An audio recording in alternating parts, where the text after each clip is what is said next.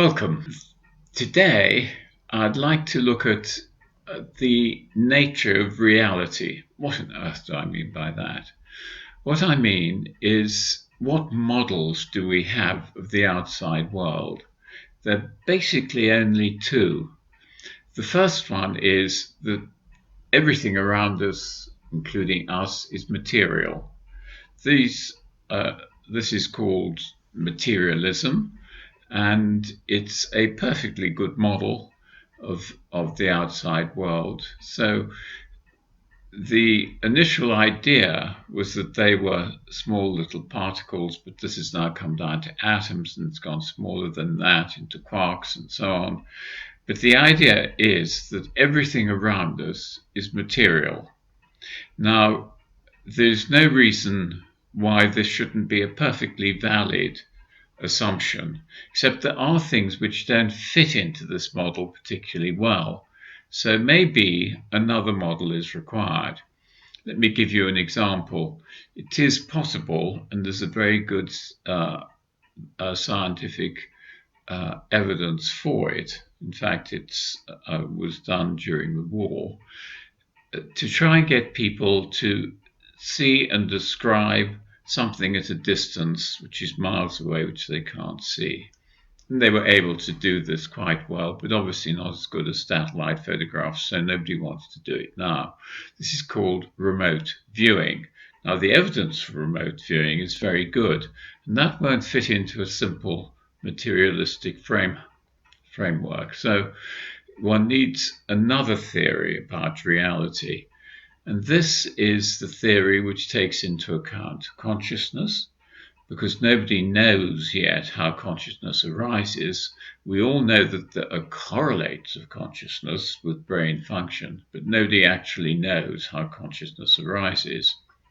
So this particular idea is that consciousness may be primary in some sense. And indeed, there are some people who are what are known as panpsychists. This means that they see consciousness in everything. In other words, everything is alive. Whereas other people don't go quite as far as that and just give aliveness, if you like, or consciousness to living things. Well, of course, we know perfectly well that trees and so on are living. Are they conscious? Some people might argue yes, but are rocks conscious? It gets very difficult at those outer edges, but we don't actually have to worry about that. What we need to think about is whether or not consciousness is generated by and is a property of the brain. Now, the strong feeling is that it is. And the argument there goes that when we do things to the brain, we alter consciousness in some way. Therefore, one goes on to argue that there is a strong correlation between brain function and consciousness. But correlation is not the same as causation. Do you remember the time after the Second World War when there were a lot of new babies being born in Germany? And every year, the number of babies being born went higher and higher. Now, this also occurred at the same time that there were, in fact, a lot of wet years in Germany. So the stork population was going up and up.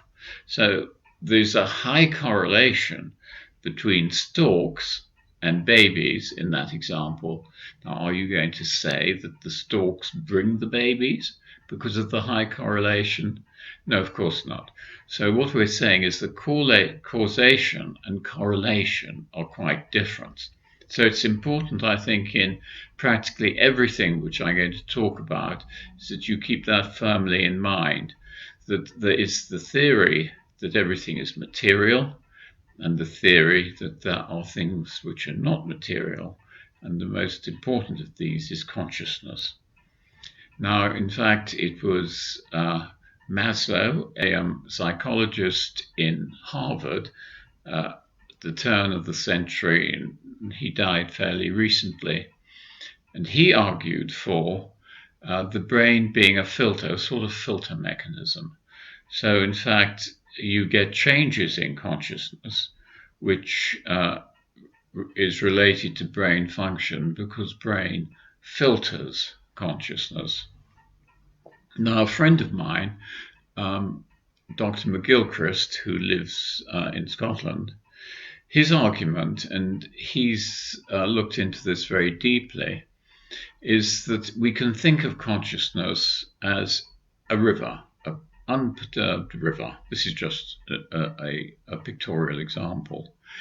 And that if you put a rock in the river, then as the river flows round it, it produces ripples.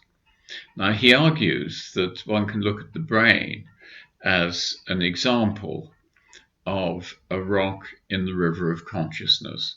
So the fact that the brain is there will produce ripples, and of course the ripples will be related to brain structure, and so there you will have the correlation with consciousness that is measured.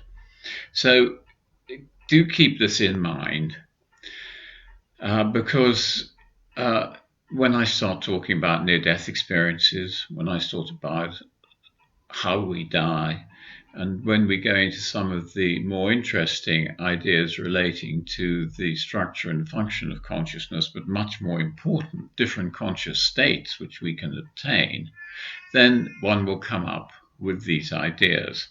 So then, for today, let's just be quite clear what I'm talking about. That is that there are two major theories that we're going to have to always take into account when we're looking at things like dying, near-death experiences, and the actual changes in consciousness itself.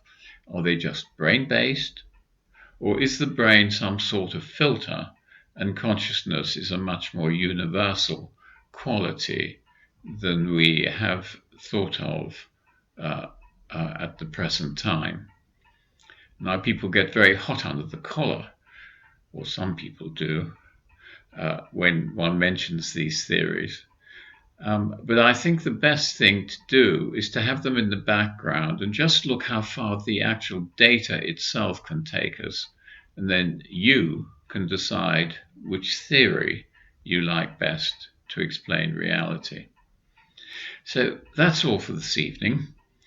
What I will do is I'll start on near-death experiences in my next talk, which will probably be in a week's time. And we'll probably take 2 or 3 weeks to go through near-death experiences and see what we really think about them. So thank you for watching, and I'll see you in about a week.